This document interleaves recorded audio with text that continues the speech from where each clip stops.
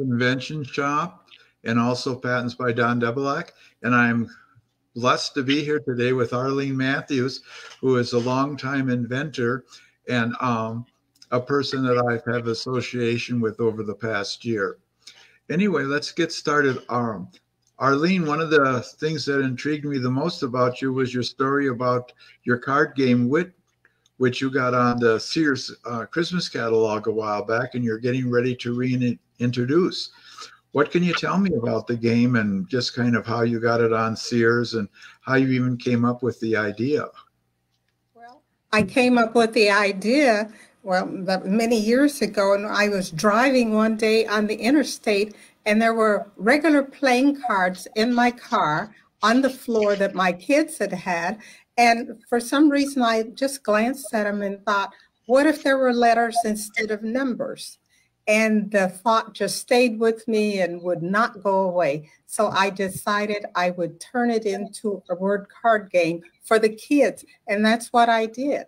And I put it together with some cards that I made, and we played it. And I decided, I showed it to some people and they liked it. So I decided to develop it into a sellable game. And that's what I did.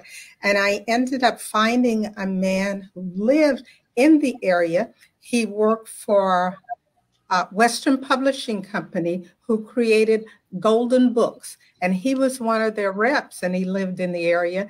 And I contacted him, and he helped me get it with Western Publishing out in Racine, Wisconsin is where their headquarters were. And he and I traveled out there, and it got put together, and then I got designed a graphic artist to do the box, and got it designed, and got in touch with the Sears buyer, whose name was Lance Daly. I'll never forget him. He was such a nice guy. Flew to Chicago in the winter time, went to the Sears Tower and met with him. And he bought, and they put it in the Sears Christmas catalog for 2 years. First year, it sold out.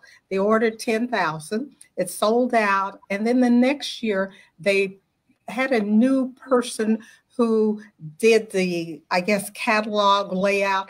And he put it on the page with small children's games. And it didn't do as well that year. Okay. That's how that started. And you're planning on bringing that product back into the market this year?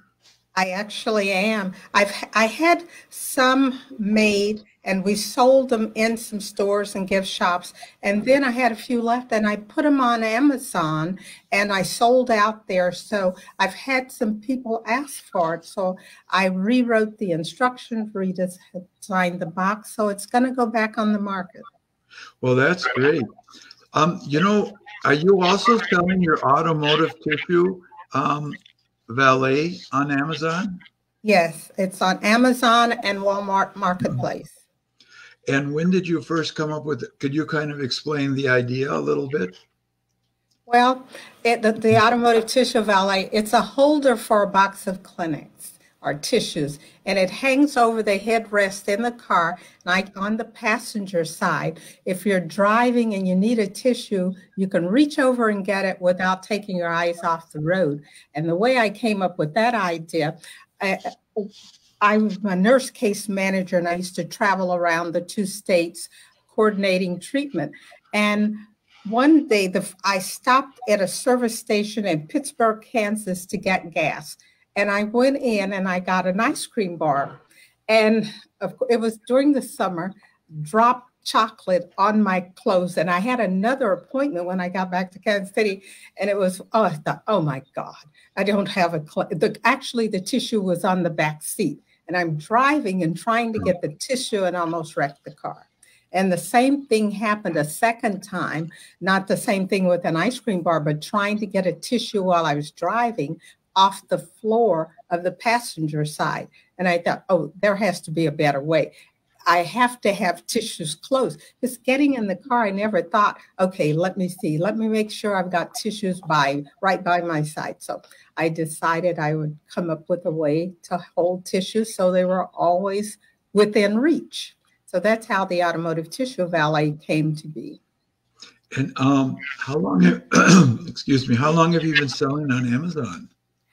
Oh gosh, about about 12 years, I think. But the first design wasn't very good, and I changed it. And I was fulfilling the orders, which did better. I did better with it with self-fulfillment than with Fulfilled by Amazon. And before I actually, what I thought made the design better. So it's been under at least 11 years. Wow, that's pretty impressive. Can you tell people about your overall experience with Amazon and how receptive they are to Inventor products?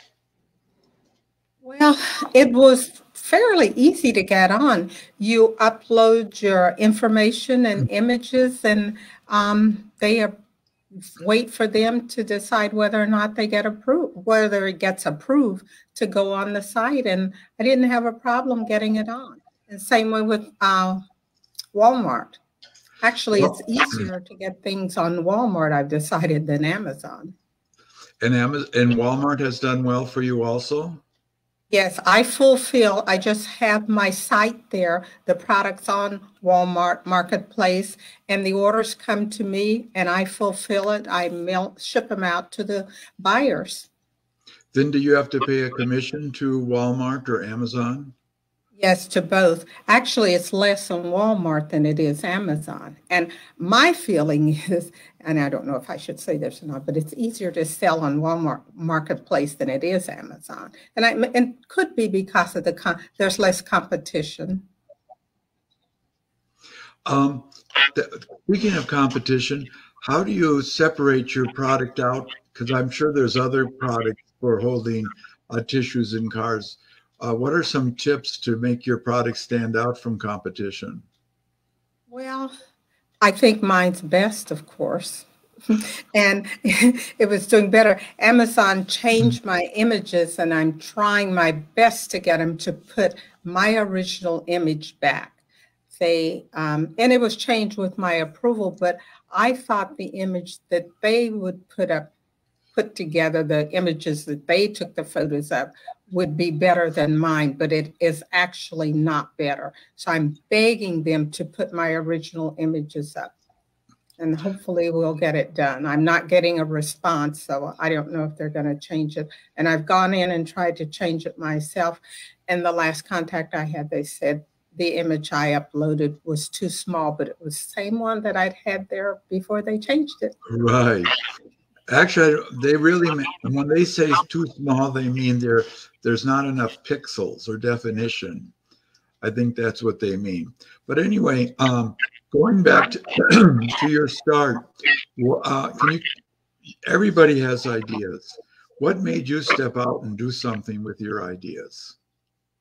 Persistence, determination, and confidence. I decided that I can do this. If other people can do this, I should be able to do it. So did you have a lot of other inventor stories from successful inventors or that you kind of used to motivate you? No, I did not. I was just kind of out there alone and just deciding and learning what to do. And it's been quite an educational process.